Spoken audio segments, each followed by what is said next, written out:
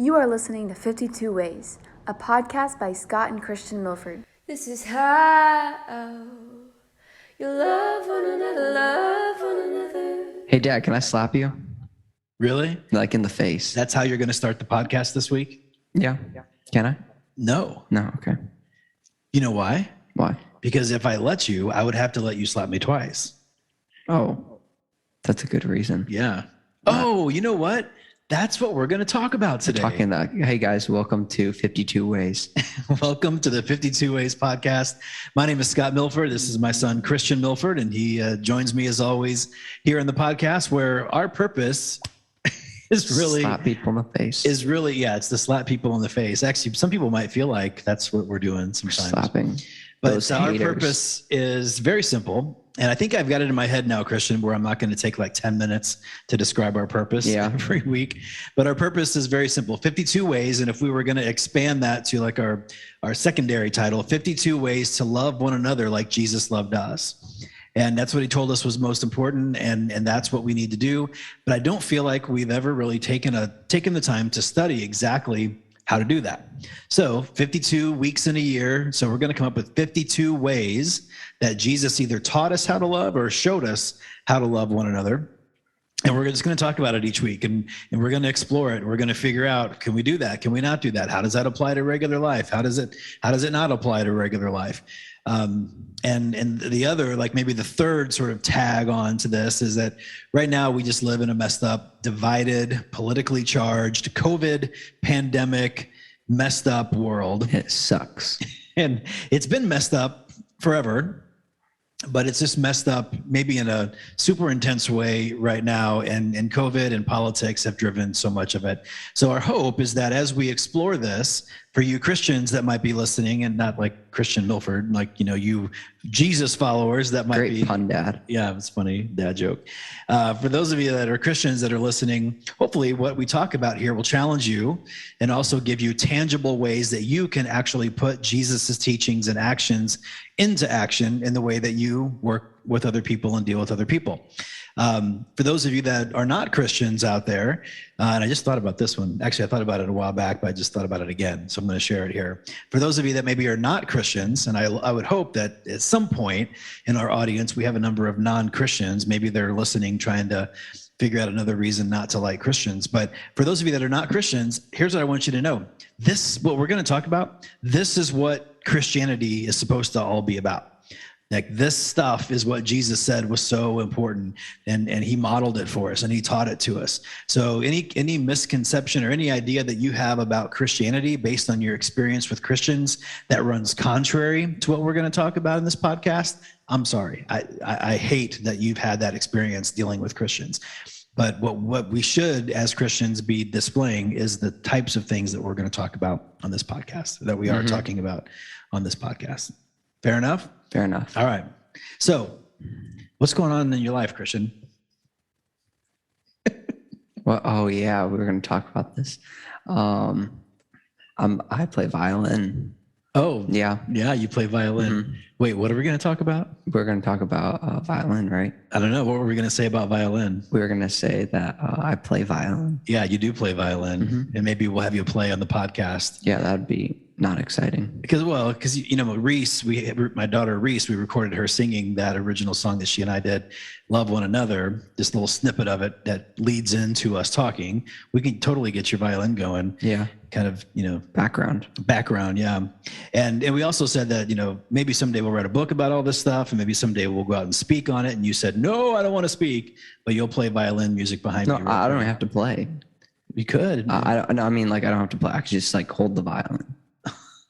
That's all I have to do. Will you say anything on stage? You'll just stand there holding a violin. Yeah, or just sit down and just. I don't really call that like a value add. No, I'll talk. I just need to hold a violin. Okay, we'll have you hold the violin, and then whenever I snap, you can play beautiful violin music. Well, hey, this is the third time we've recorded this particular podcast because of power outages due to snow and because of other technical difficulties. This is the third time we've recorded this. So we are experts on this topic now. Mm-hmm. There's lots of snow on the ground outside, and we've had some work from home days and days off of school. And we're hoping we're going to knock this thing out in super efficient fashion for you, because there's some really critical stuff that Jesus teaches us still in the Sermon on the Mount. Remember, we're going through the book of Matthew right now.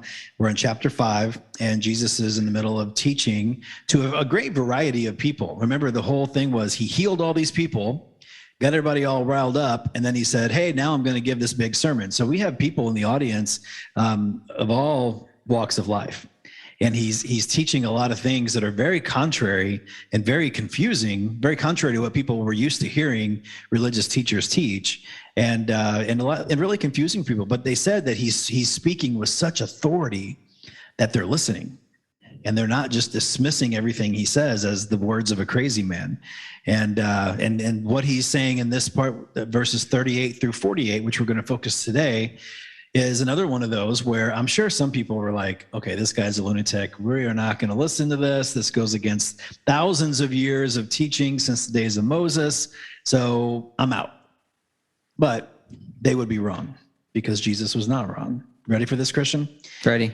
So verse 38, he's teaching about revenge, and this is the New Living Translation.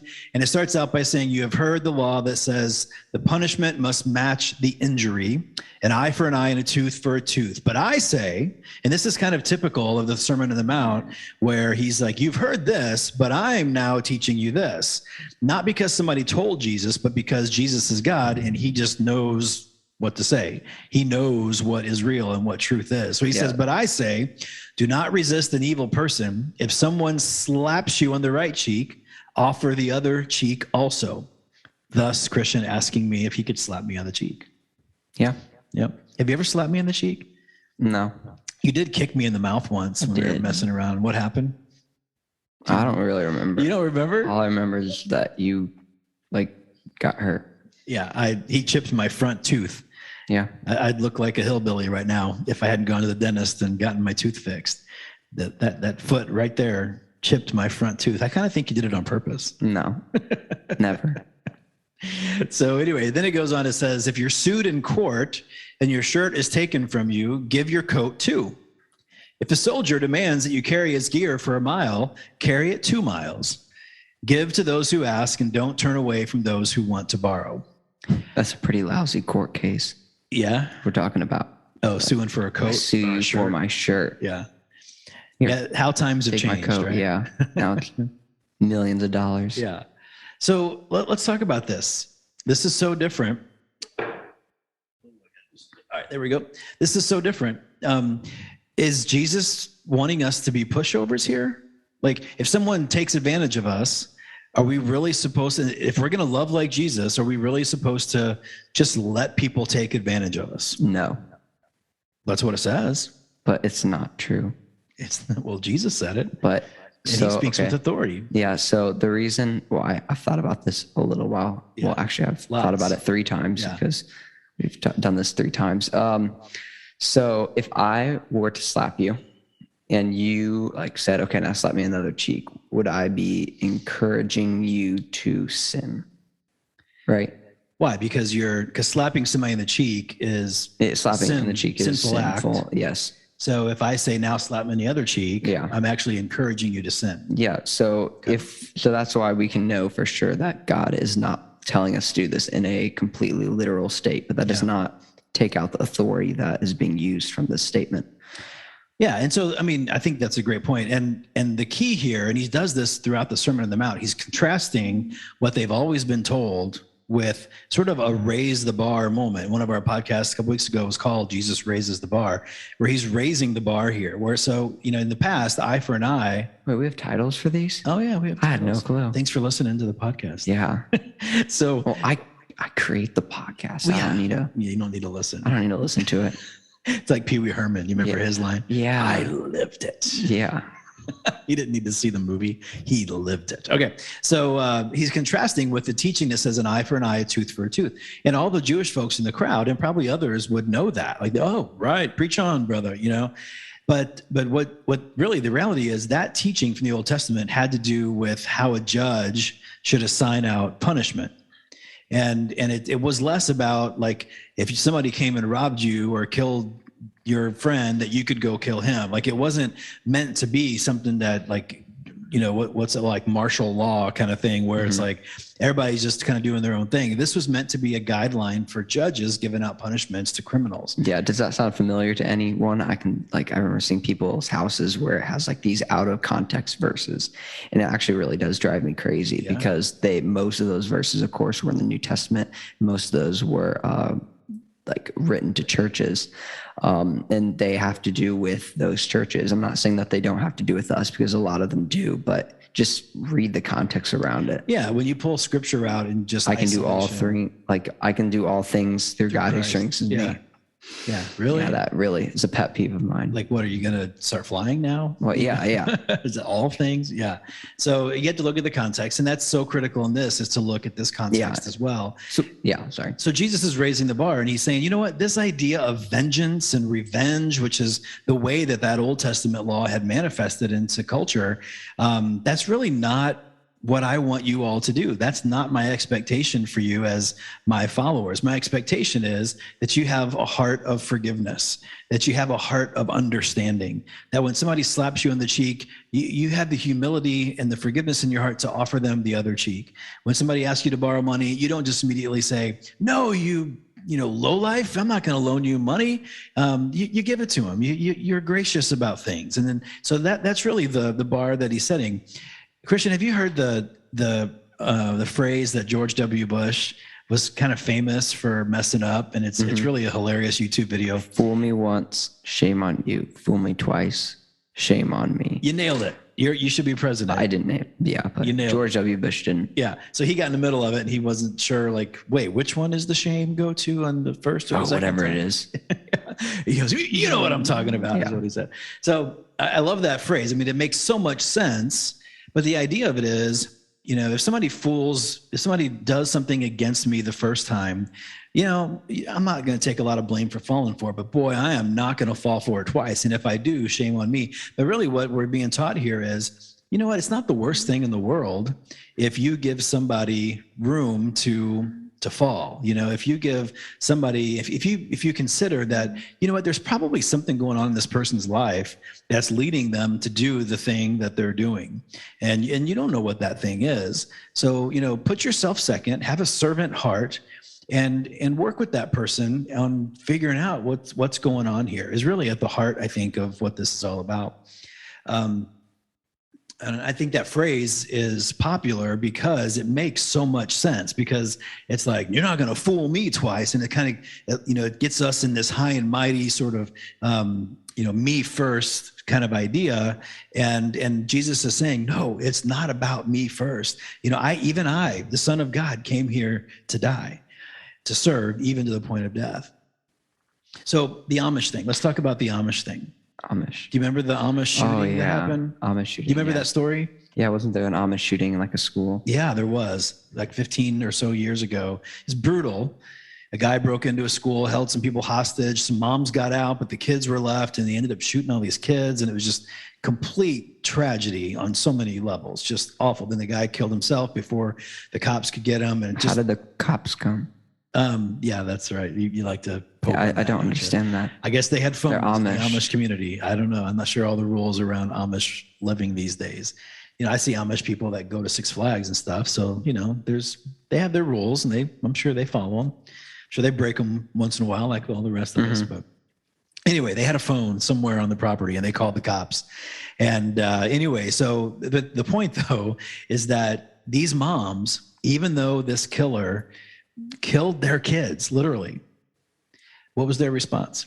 They prayed for him, and they prayed for him and his family. Yeah, they prayed for his family, and they even went so far as to reach out to the family and say, hey, we want you to know that we're praying for you. We know that you're hurting too because of what your son has done, and we want you to know that we're praying for you, that we forgive him, we forgive the whole situation. And actually, our next podcast is all about forgiveness. We're going to hit that a little harder here in the next podcast. But that is unbelievable. Like, that is unheard of today, to forgive somebody who just killed your kids. Like, that's almost considered foolishness. Never forgive those people. I want justice. Like that's the mindset that we're in. And I think that's the mindset that the people of this day were in. And that's why Jesus is raising the bar, contrasting the old teaching with the new, and challenging people to have a change of heart. And do we talk about behavior yet? Let's go to this next part, because I think that's where this behavior versus heart change kind of idea comes in, if I'm not mistaken. So the second part of this passage in verse 43, it says, you've heard that the law says, love your neighbor and hate your enemy. But I say, see, he did it again. But I say, love your enemies. Pray for those who persecute you. So this is what the Amish moms did. In that way, you'll be acting as true children of the Father in heaven, for he gives his sunlight to both the evil and the good. He sends his rain on the just and the unjust alike. And if you only love those who love you, your reward, what reward is there for that? Now, I love this part. Even the corrupt tax collectors do that much. If you are kind to only your friends, how are you different than anyone else? Even the pagans do that. But you are to be perfect, even as your Father in heaven is perfect. Let's leave the perfect part alone here for a second. But this idea that it's easy to love your friends, it's easy to love your family, but it's hard to love your enemies. And man, in culture today, I feel like all we have is enemies. It's us versus them everywhere. And everybody feels justified in hating your enemies. But that's not the way that Jesus told us to be. Nope. He told us to love our enemies, even like people like what George W. Bush was talking about. I think he was referring to 9/11, right? I think he was. Yeah. So yeah, he was. We should be praying for those people in the plane and people who orchestrated it. Bin Laden. Yep. We need to pray for him. I know that he's dead right now, but also I think there was a similar raid pretty recently, actually, on this week. On who was it? It was a leader in ISIS. Yeah. That begs a question. Is that what would we as Christians be approving of something like that? Because it says to love your enemies. And I don't think you should, if you love your enemies, do you really kill them? Yeah. So we kind of you and I got into this thing about wartime versus not wartime, and do all the same rules apply? And I don't know. I think that there's still room in this world for legitimate, just wars, and there's going to be death in war. I think that's, an established thing. So I don't know that, I don't think killing somebody in war is murder the way that killing somebody in a carjacking is murder. But it says to love your enemy. I know. I know you like to break it down to simplest terms. And hey, we said 20 minutes. I'm sure we're over 20 minutes. So let's keep we're already over 20 minutes. I'm sure we are. Oh no. So, but here's a couple of the points. So love your enemy. So let's talk about politics for just a minute. Just not any specific issues, but just the idea. If you're a Trump supporter and you can't stand what Biden is doing in the Oval Office right now, your charge from Jesus is not to hate Joe Biden, not to hate Kamala Harris, not to hate Pelosi, not to hate AOC, not to hate the people of the opposite party. What's that? Pray for them. Pray for them. Love them. Encourage them. Be in their corner. That there are elected representatives, and whether you think the election was rigged or not, all that doesn't matter. Jesus is not here to say that those things matter a hill of beans. What he's saying is the way that our heart is conditioned to think and respond and love others, that's what matters. And we get all wrapped around all of these political things and all these social issues and all these things. And I get that they're important. I absolutely do. It kills me to think about what's happening in hospitals all over the country right now, whether it comes to COVID treatments or abortions or just any of these controversial things. Like there's so many things that I would love to see different. But that doesn't mean that I don't love and appreciate the doctors who are trying to do the right thing, and the nurses that are trying to do the right thing, and politicians trying to do the right thing. And I'm going to root them on. I'm just going to root them on, and I'm going to love them even when they make decisions that I don't like. And I think that's what Jesus is telling us to do. Even the pagans love their family members. So that's this thing, he's not just telling us to love people begrudgingly. So, if we oh, yes, I love Joe Biden, he is just fine and dandy. That's a behavior change, not a heart change. Yeah, that's a behavior thing. And if you give money to Joe Biden because you want to try to show that you're doing what Jesus said, but in your heart, you're just hating every second of it, and you can't stand him, and your blood boils at the sight of him on TV, then you haven't quite accomplished what Jesus is saying to accomplish here. It's heart change, not behavior change, that Jesus is really hammering home here on the Sermon on the Mount. If you hate Trump, and you're a Christian. If you're not a Christian, you do what you want. Oh, wait, I have a fun fact. You have a fun fact? Yeah. What is it? Fun fact. Okay, so we were talking about eye for an eye and a tooth for a tooth, right? So while we were doing some research, we found out that Donald Trump's favorite Bible verse is an eye for an eye and a tooth for a tooth.